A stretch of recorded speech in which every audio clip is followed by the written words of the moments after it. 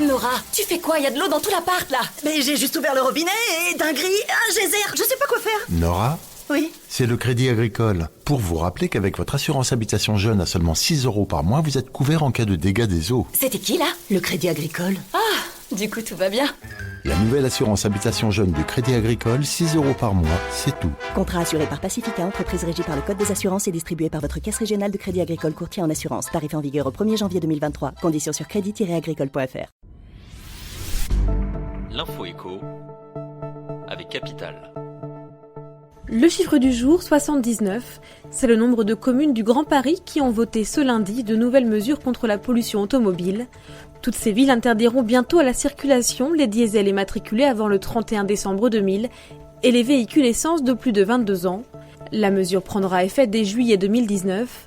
Les communes concernées sont toutes situées dans le périmètre de l'A86. Pour rappel, l'objectif final des élus reste fixé sur l'interdiction de tous les moteurs diesel dans le Grand Paris dès 2024. Le coup de gueule du jour est poussé contre Gérald Darmanin. Le ministre de l'Action et des Comptes Publics a annoncé ce week-end, dans l'émission Capital sur M6, que les réseaux sociaux seraient bientôt surveillés pour débusquer les fraudeurs fiscaux. Pour Axel de Tarlet, journaliste sur Europe 1, il s'agit d'une atteinte à la vie privée en ligne des contribuables, alors que le fisc examine déjà leurs factures. Le site Numérama s'interroge quant à lui sur les modalités de cette surveillance. Le gouvernement compte-t-il surveiller tout le monde automatiquement ou seulement quelques individus ? L'info pratique capitale, même si vous êtes loin de la retraite, pensez au montant de votre future pension. Une étude pour la Girarco publiée ce lundi a sondé des retraités. Plus de 80% d'entre eux auraient rétrospectivement souhaité connaître l'impact de leur choix de vie sur le montant de leur retraite. Par exemple, un temps partiel, un congé parental ou sabbatique, une création d'entreprise ou même l'expatriation change le montant de votre future pension. Les sondés de l'étude estiment qu'ils auraient dû le faire autour de la quarantaine. Et on termine avec la bataille judiciaire qui fait rage dans la famille Hallyday. D'après BFM TV, David Hallyday et Laura Smet ont assigné en référé les 3 maisons de disques de leur père.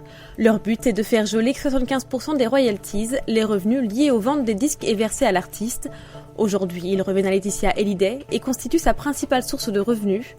Avec cette nouvelle demande, David Hallyday et Laura Smet veulent faire valoir le droit français. Si elle est entendue par les juges, cet argent leur reviendrait donc, ainsi qu'à Jade Joy, les 2 autres filles adoptives de Johnny Hallyday. Le tribunal de Paris devrait se prononcer le 27 novembre prochain. C'était l'info écho avec Capital. L'univers du numérique vous intéresse ? Vous vous posez des questions sur le Big Data ? Découvrez les Bigs Entretiens du Big Data, une collection d'entretiens de référence sur la data et ses enjeux. Les Bigs Entretiens du Big Data, un podcast Capital.